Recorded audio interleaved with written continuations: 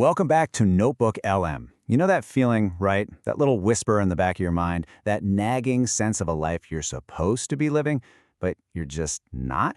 It's like this shadow of an unlived life, and it's something almost all of us feel. And today, that's exactly what we're going to dive into.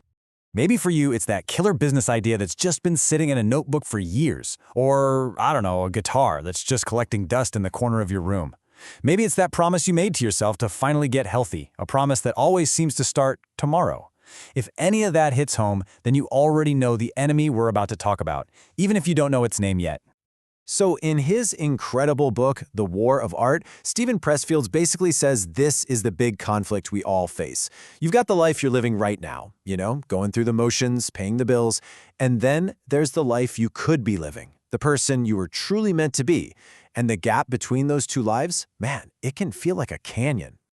And Pressfield, he actually gives this force a name. He calls it resistance. And listen, this isn't something outside of you. It's not your boss or your family or a lack of time. Nope, it's this internal, self-sabotaging force that just pops up anytime we think about doing something that will actually, improve our lives. He says it's the root of more unhappiness than poverty or disease. It's the enemy within. Okay, so naming the enemy is a huge first step. But to actually defeat it, we have to understand how it operates. Resistance is a master of disguise, so let's pull off the mask and look at what it's really made of. First off, resistance is invisible. It's that pit in your stomach when you stare at a blank page. It's totally internal, which means, sorry, we can't blame anyone else for it. It's insidious. It'll whisper every excuse in the book to keep you on the couch. It's also implacable. You just can't reason with it. And probably most important, it's universal. Get this, Henry Fonda was still throwing up from stage fright at 75 years old. So yeah, you are definitely not alone in this fight. And here's where it gets really interesting. This is the crucial insight. Resistance isn't just some random roadblock. It's actually a compass.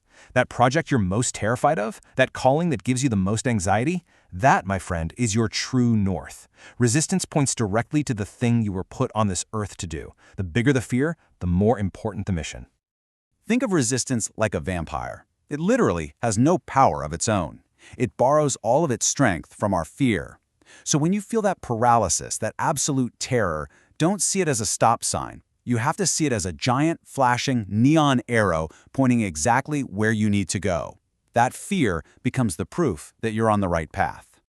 So if fear is the fuel and resistance is the enemy, how in the world do we fight this war? Well, Pressfield argues that the answer is to stop thinking like an amateur and start acting like a professional. And this has nothing to do with getting a paycheck. It's about a fundamental shift in your entire attitude.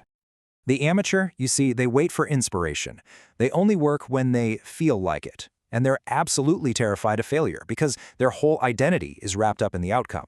But the professional? Oh, the professional plays for keeps. They show up every single day, whether they feel like it or not. They act in spite of fear, and they get this crucial distinction. They are not their work. They are simply the person who does the work. This quote just nails it, doesn't it? This is the professional's secret weapon. A pro doesn't sit around waiting for the muse to show up. No, they know that by sitting their butt in the chair and just starting, by honoring a schedule, they can actually summon the muse. See, the work itself is what creates inspiration, not the other way around. And this right here is a total game changer.